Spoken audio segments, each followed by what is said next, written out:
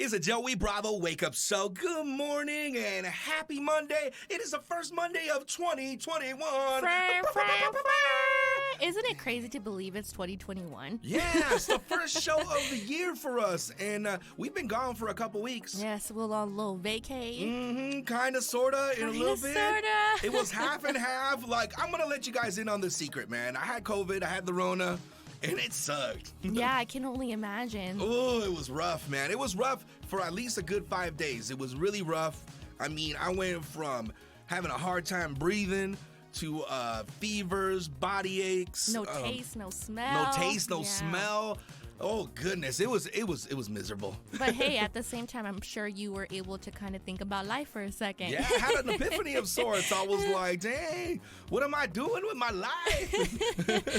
But overall, I mean, especially coming into 2021, there's so many goals that we're gonna hit. But first of all, to even think like we've been doing this show for nearly half a year. Oh yeah, well, it's already been half a year. Yeah, it's already been half a year. Yeah. But to think like we are continuing doing more, but into the 2021, I'm very excited for this. Oh yeah, same here. And I thank God Almighty. Thank God Almighty. Thank you, baby Jesus. Yeah, that I made it through that thing, especially my family, because oh man, that was rough. And you know, I hope y'all have a wonderful 2021. I know it's just, you know, we're just a few days into it, but we're wishing you all many blessings. Yeah, I feel pretty good about this year, okay? Let's think positivity, not negativity. Well, it started off on the good foot. I mean, we're looking at Cobra Kai Season 3 aired on Netflix. Woo, oh my baby. gosh. As soon as it came out, the day it came out, I told myself that I'm not going to do anything. I'm not going to clean. I'm not going to do, I'm going to be in bed and watch the show and Cobra take Kai. naps. And I succeeded very well. Same here. I succeeded, and people were like, you know, it just came out. I'm like, yeah, I know. And I completed what I wanted to do on a Friday night. That was my mission. Mission accomplished. Mission accomplished. I was so content with that. But the show itself, oh my gosh, I had so much anger the entire time.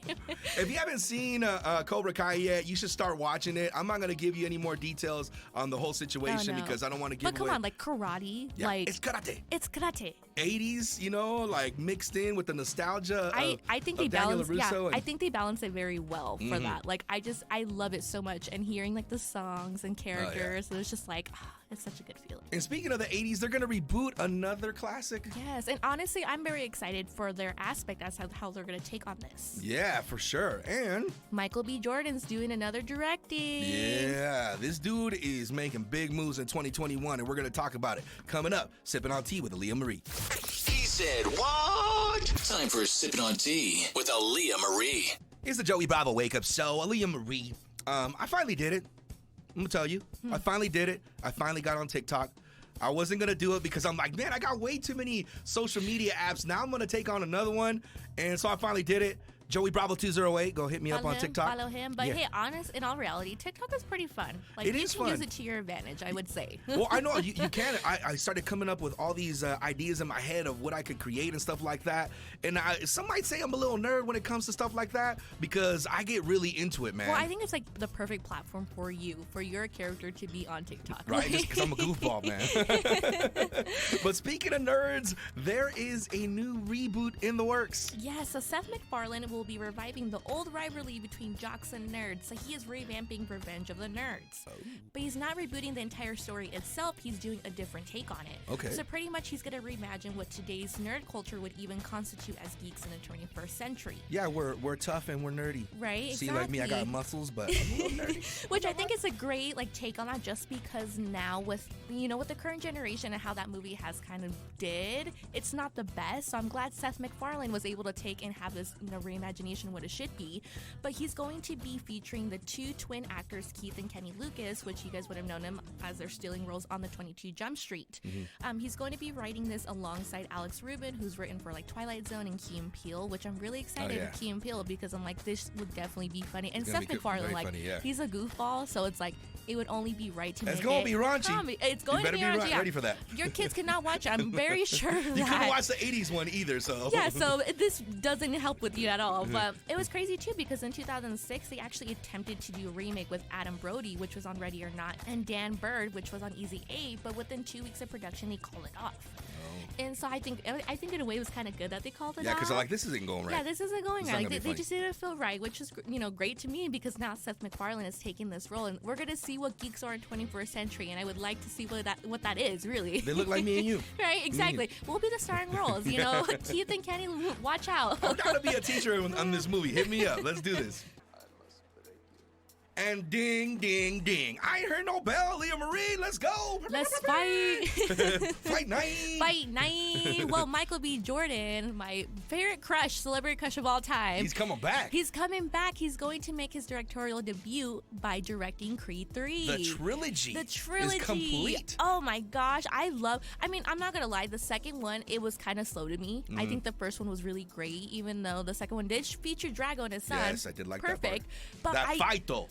That fight between them two was just brutal. It was intense. Yeah. But definitely, I'm with you. The first one was better than the second. First one better than the second, but I'm sure this third one, for it to kind of end its Creed legacy, it should be definitely good. And so, like I said, it's gonna be his directorial debut because we are still waiting on his directing for Static Shock, which is fine with me. I'm glad with watching Creed 3 before Static Shock.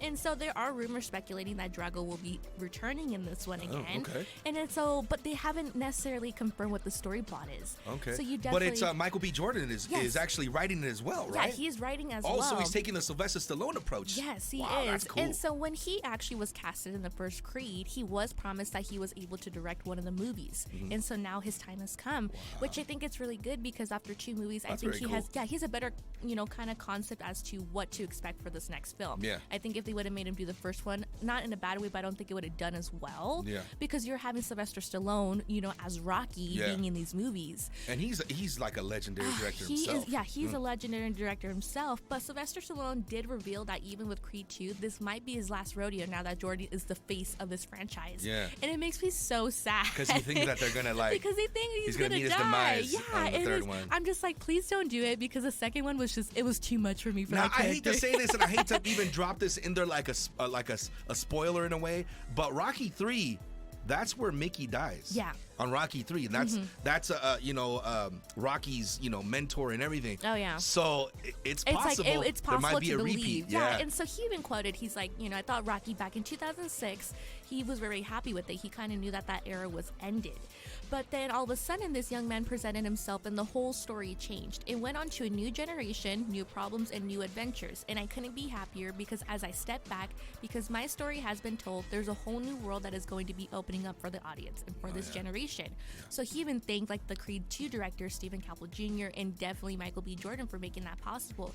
And he says, which makes me so emotional, is now that you have to carry the mantle. And I was like, don't tell me that, okay? It's probably gonna happen. Well, I mean, it was already rough on the first Creed when you thought he was gonna die. Yeah, and then I the was second like, one, no, I'm like, no. yeah, he's alive, but it's like you still kind of like speculate. Please do not go back into the hospital again. I know. But I think when you fall in love with these characters so much, like you really want to hang on to them for dear life. I know. And with a character like Rocky, he's so relatable to so many people. I Yeah, think. the underdog, the classic underdog story. Yeah. And to even in case nobody even knows about the So actual, many movies have been based upon that character. But not I only would that, say. like the story itself, from how Sylvester Stallone even came about to writing the script and everything, like that's even a challenging obstacle. The reality of how it came together is an underdog story as well. But I don't think, I have no doubt that this upcoming Creed 3 is going to be even better too, because I think so. With Michael B. Jordan, his character as Apollo's son, he did have to take a lot of tasks and a lot of obstacles he faced, and I think even with the second one, he had to realize a whole lot more than the first one.